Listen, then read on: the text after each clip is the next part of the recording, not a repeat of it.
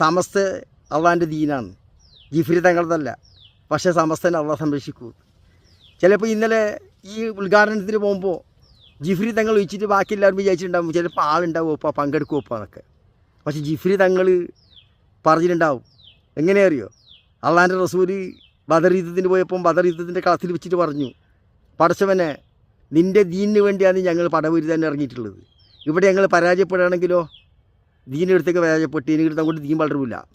അതുപോലെ തന്നെ ജിഫ്രി തങ്ങളും പറഞ്ഞിട്ടുണ്ടാവും ചിലപ്പോൾ, പടച്ചവനെ ഞാൻ രാഷ്ട്രീയ പാർട്ടിക്കാരൊന്നും യാതൊരു പ്രശ്നവുമില്ല, ഞാൻ നിൻ്റെ ദീനിൽ കൂട്ടിക്കയക്കാൻ പറ്റില്ല എന്നേ ഞാൻ പറഞ്ഞിട്ടുള്ളൂ. നിൻ്റെ ദീനിനെ പ്രചരിപ്പിക്കാനാണ് ഇപ്പോൾ ഈ സുപ്രഭാതം ഞാൻ ഉണ്ടാക്കുന്നുള്ളത്. ഞാനിപ്പോൾ പ്രവർത്തിക്കുന്നുള്ളതും നിൻ്റെ ദീനിന് വേണ്ടിയാണ്, ലീഗിന് വേണ്ടിയല്ല. അത് അവരെ വയ്ക്കുക, അവരെ ഞാൻ വിട്ടിരുന്നു. പക്ഷേ നീ അന്ന് സത്യം അറിയുന്നോ? അതുകൊണ്ട് നീ ഇനി വിജയിപ്പിക്കണമെന്ന് ചിലപ്പോൾ ജിഫ്രി തങ്ങൾ പറഞ്ഞിട്ടുണ്ടാവുമെന്നാണ് എനിക്ക് തോന്നുന്നത്. കാരണം വെച്ചെങ്കിൽ മൂപ്പർ പലതും മറിഞ്ഞ് നിൽക്കുന്ന